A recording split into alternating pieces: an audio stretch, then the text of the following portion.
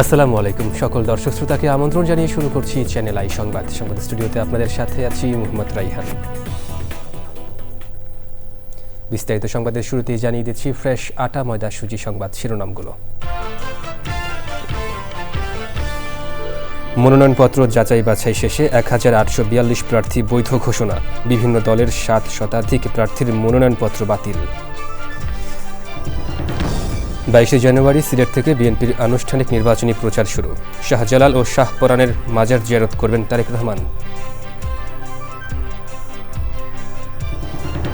রদ্রিগেজের পরিণতি মাদুরোর চেয়েও খারাপ হবে বলে ট্রাম্পের হুঁশিয়ারি, মার্কিন আগ্রাসনের বিরুদ্ধে লড়াই চালিয়ে যাওয়ার ঘোষণা ভেনেজুয়েলার প্রতিরক্ষামন্ত্রীর। পঞ্চগড়ে শীতার্তদের মাঝে ট্রাই ফাউন্ডেশনের শীতবস্ত্র বিতরণ, অসহায় মানুষের পাশে দাঁড়াতে বিত্তবানদের প্রতি আহ্বান।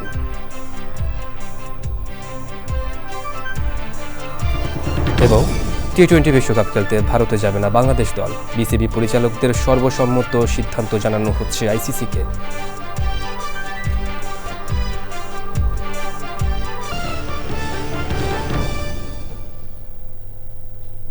দর্শক, সংবাদ শিরোনামগুলো জানাচ্ছিলাম। এখনকার এই সংবাদ আয়োজন একই সঙ্গে চ্যানেল আইয়ের ইউটিউব চ্যানেল এবং চ্যানেল আইয়ের ওটিটি প্ল্যাটফর্ম আই স্ক্রিনে লাইভ স্ট্রিম হচ্ছে। শুরুতে জাতীয় সংসদ নির্বাচন 2026।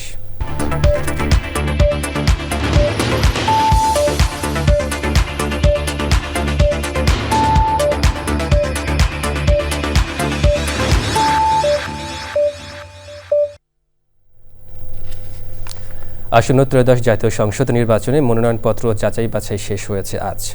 তাফসিল অনুযায়ী সারা দেশের ৩০০ আসনে প্রাথমিকভাবে প্রার্থীদের মনোনয়নপত্রের সংখ্যা চূড়ান্ত করেছে কমিশন। প্রাথমিক বাছাইয়ে বিএনপি, জামায়াত, জাতীয় পার্টি, সিপিবি ও স্বতন্ত্র সহ ৭ শতাধিক প্রার্থীর মনোনয়নপত্র বাতিল ও স্থগিত করা হয়েছে। তবে রিটার্নিং অফিসারের সিদ্ধান্তের বিরুদ্ধে নির্ধারিত সময়ে আপিল করার সুযোগ থাকছে প্রার্থীদের। সাদিম মাহমুদের রিপোর্ট। ২৯ ডিসেম্বর পর্যন্ত সারা দেশের ৩০০ নির্বাচনী আসনে ২৫৬৮টি মনোনয়নপত্র দাখিল করা হয়েছিল। যাচাই বাছাই শেষে বৈধ প্রার্থীর সংখ্যা ১,৮৪২ আর মনোনয়নপত্র বাতিল হয়েছে ৭২৩ জনের। মনোনয়নপত্র যাচাই বাছাইয়ে বেশি বাদ পড়েছেন স্বতন্ত্র প্রার্থীরা। নির্বাচনী এলাকার ১% ভোটারের সমর্থনসূচক স্বাক্ষরের সমস্যা থাকার কারণে বাদ পড়েছেন তারা। ক্রেডিট কার্ড সংক্রান্ত জটিলতা, মামলার তথ্য হলফনামায় যথাযথভাবে দাখিল না করাতেও মনোনয়নপত্র বাতিল হয়েছে। ঢাকা ৯-এর আলোচিত স্বতন্ত্র প্রার্থী ও এনসিপির সাবেক নেত্রী তাসনিম জারার মনোনয়ন যাচাই বাছাইয়ের প্রথম দিনই বাতিল করেছেন রিটার্নিং কর্মকর্তা। ঢাকা ১৮ আসনের স্বতন্ত্র প্রার্থী মহিউদ্দিন রনিও বাদ পড়েছেন।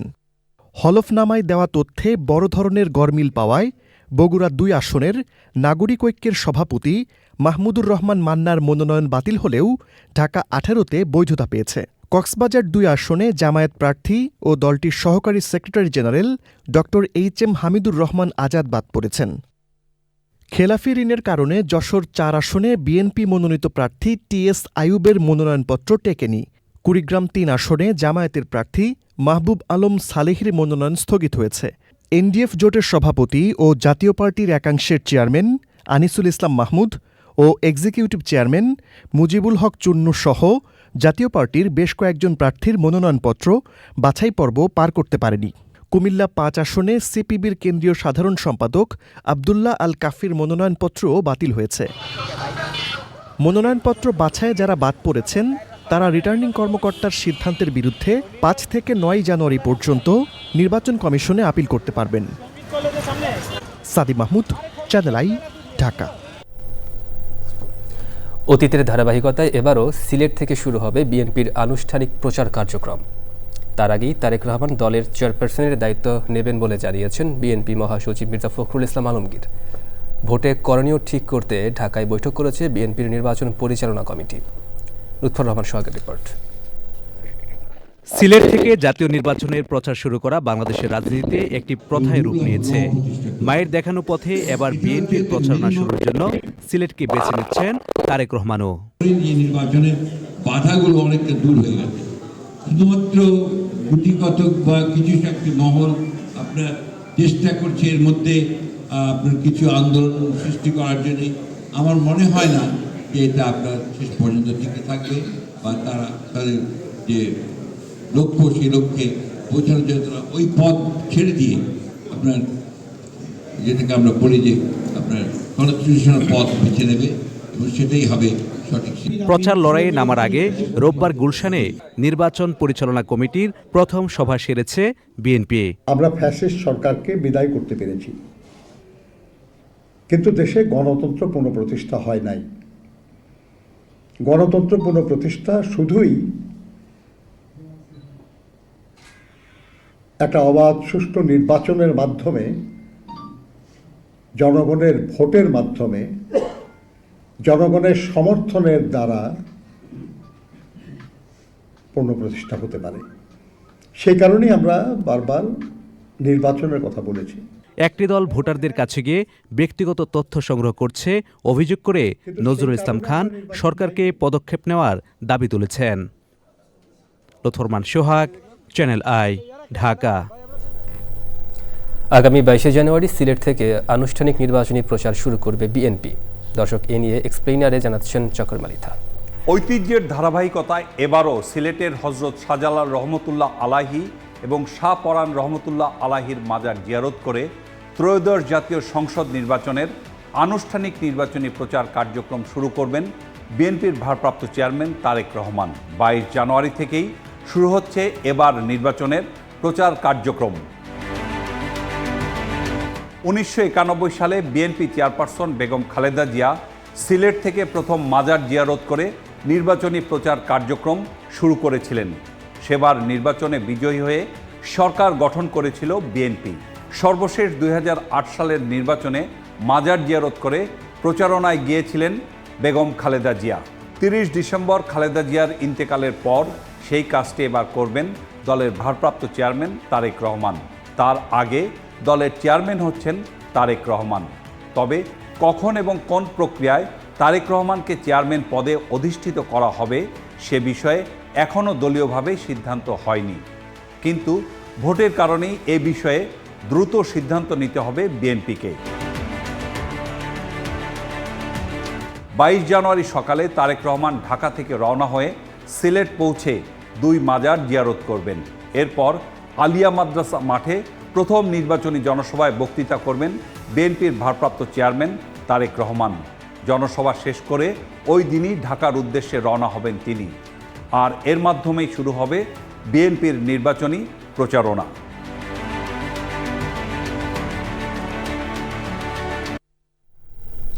দর্শক, এবার অন্যান্য সংবাদ।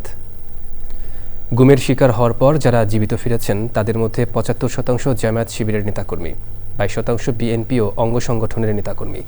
যারা এখনও নিখোঁজ তাদের মধ্যে 68% বিএনপি ও অঙ্গ সংগঠনের নেতাকর্মী ও 22% জামায়াত শিবিরের নেতাকর্মী।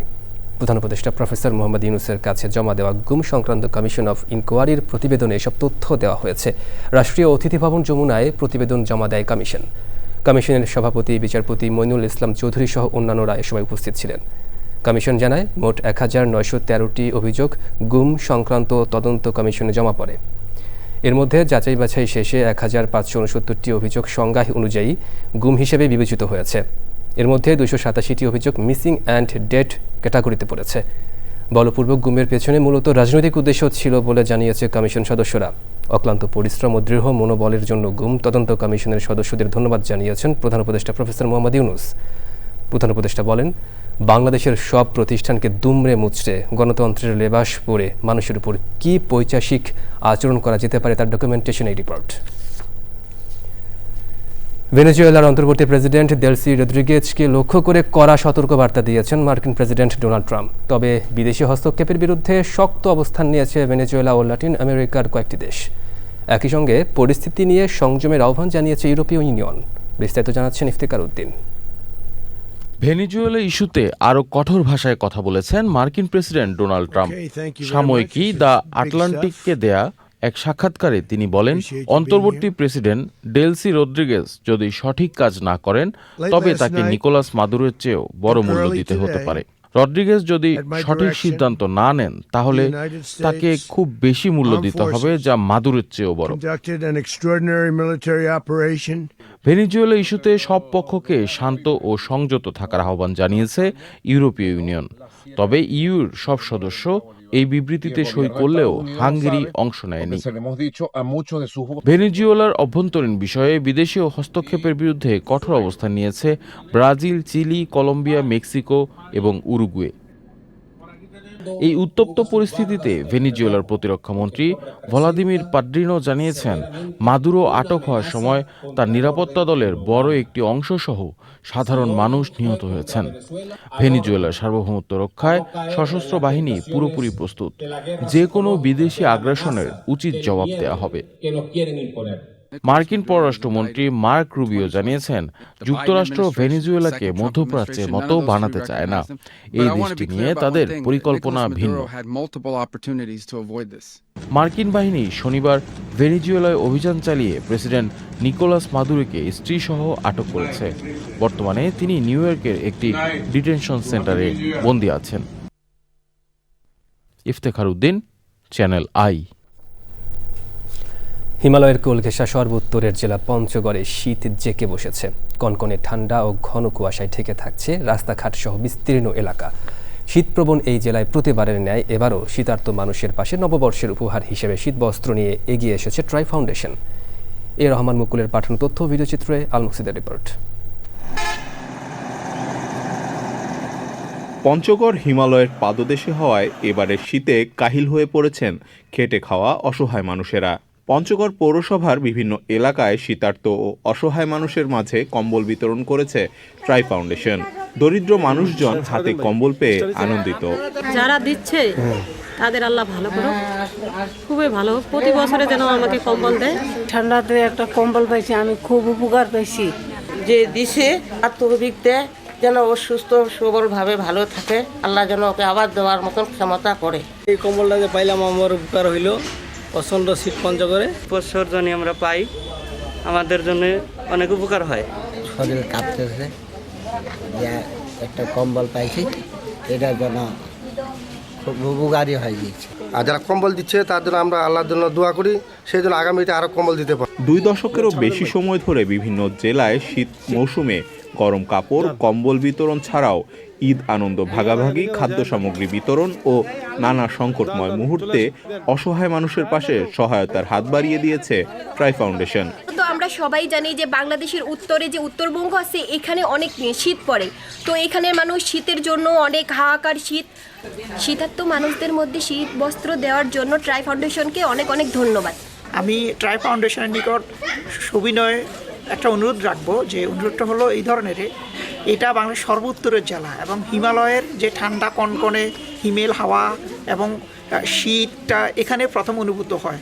তাই এইখানে আরও বেশি মানুষকে যদি সম্পৃক্ত করা যায়, এই ধরনের উদ্যোগ এখানে যারা এই ট্রাই ফাউন্ডেশনের সাথে পঞ্চগড়ে যারা সম্পৃক্ত, ওনাদেরকেও ধন্যবাদ জানাচ্ছি এবং ট্রাই ফাউন্ডেশনকেও ধন্যবাদ জানাই যেন এই ধরনের উদ্যোগটা অব্যাহত রাখে। তীব্র শীতে দেশের প্রত্যন্ত অঞ্চলে শীতার্ত ও অসহায় মানুষের পাশে এসে বিত্তশালীদের দাঁড়ানোর আহ্বান জানিয়েছে ট্রাই ফাউন্ডেশনের সদস্যরা।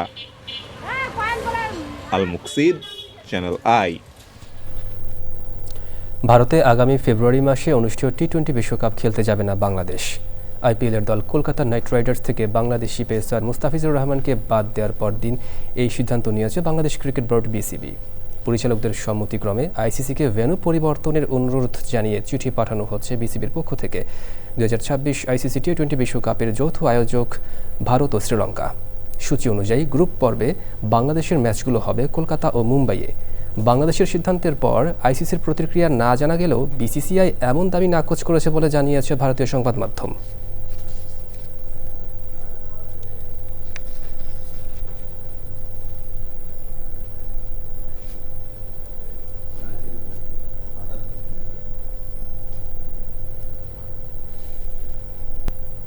দর্শক দেখছেন চ্যানেল আই সংবাদ। এবার বিরতি।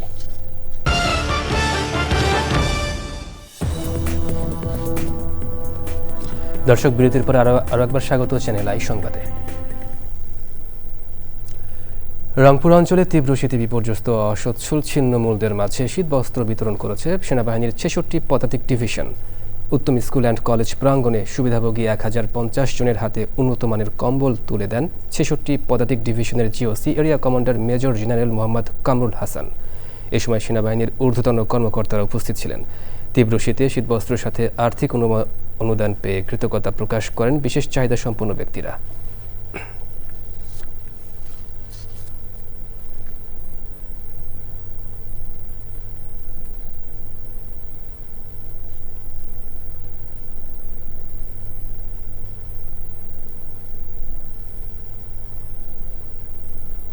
এবার নিটল টাটা কৃষি সংবাদ।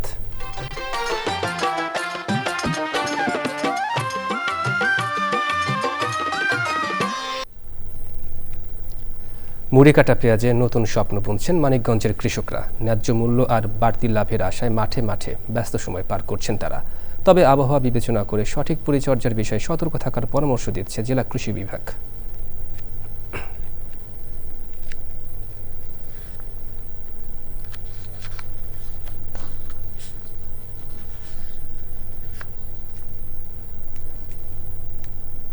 এবার প্রকৃতি সংবাদ।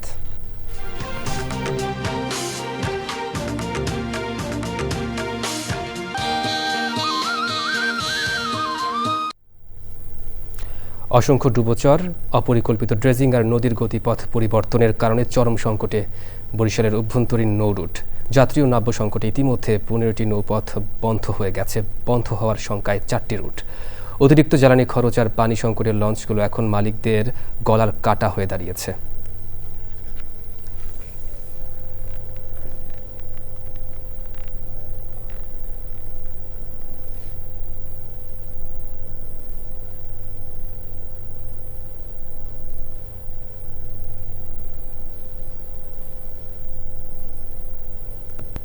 দর্শক, সংবাদ শেষ করব, তবে যাবার আগে ফ্রেশ আটা ময়দা সুজি সংবাদ শিরোনামগুলো জানিয়ে দিচ্ছি আরও একবার। মনোনয়নপত্র যাচাই বাছাই শেষে 1842 প্রার্থী বৈধ ঘোষণা। বিভিন্ন দলের 7 শতাধিক প্রার্থীর মনোনয়নপত্র বাতিল। 22শে জানুয়ারি সিলেট থেকে বিএনপির আনুষ্ঠানিক নির্বাচনী প্রচার শুরু। শাহজালাল ও শাহপরানের মাজার জিয়ারত করবেন তারেক রহমান।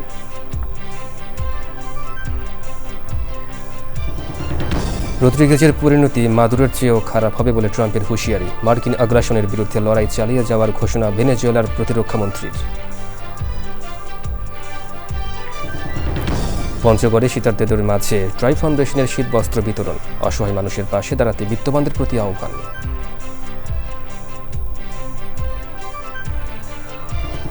এবং টি-20 বিশ্বকাপ খেলতে ভারতে যাবে না বাংলাদেশ দল। বিসিবি পরিচালকদের সর্বসম্মত সিদ্ধান্ত জানানো হচ্ছে আইসিসিকে।